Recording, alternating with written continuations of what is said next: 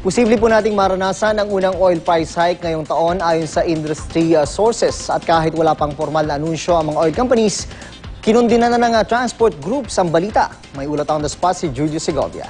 Julius? June, matapos ang 3 sunod na linggong bawas presyo sa mga produktong petrolyo, oil price hike naman ang bubungad sa mga motorista ngayong darating na linggo. Ayon sa ilang sources sa industriya, abot sa 50 sentimo ang posibleng taas presyo sa litro ng gasolina at diesel.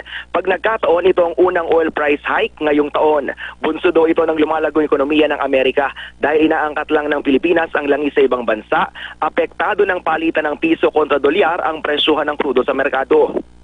Hindi pa man ay ipatutupad June, kinundina na ng grupong Piston ng nakaambang OPH. Ayon kay George San Mateo, presidente ng grupo, nangangamba raw silang hudyat ito ng serye na naman ang taas presyo sa mga produktong petrolyo. Bukod sa lingguhang kilos protesta ay pinapanawagan din ng mga tsuper sa Kongreso na imbestigahan ang overpricing sa petrolyo at tuluyan ng ibasura ang oil deregulation law. Sa masisiyasati naman ng mababang kapulungan sa susunod na buwan, ang pagsasara ng LPG plant ng isang malaking kumpanya ng langis sa Batangas noong Setyembre. Ayon kay LPGMA Party List Representative Arnel T., hindi malayong magkahigpitan sa supply ng LPG, partikular sa Katimugang Luzon dahil dito, 65% kasi ng LPG supply sa Luzon at Metro Manila ang nanggagaling sa plantang nagsara. Kung sakali baka hilahin daw nito pataas ang presyo ng LPG. Aalamin June ng Kongreso kung may basehan ng permanent shutdown ng naturang planta.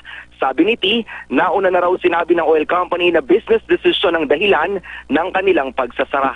Yan muna ang pinakasariwang balita mula pa rin dito sa Quezon City. Balik sa iyo, June. Maraming salamat, Julius Segovia.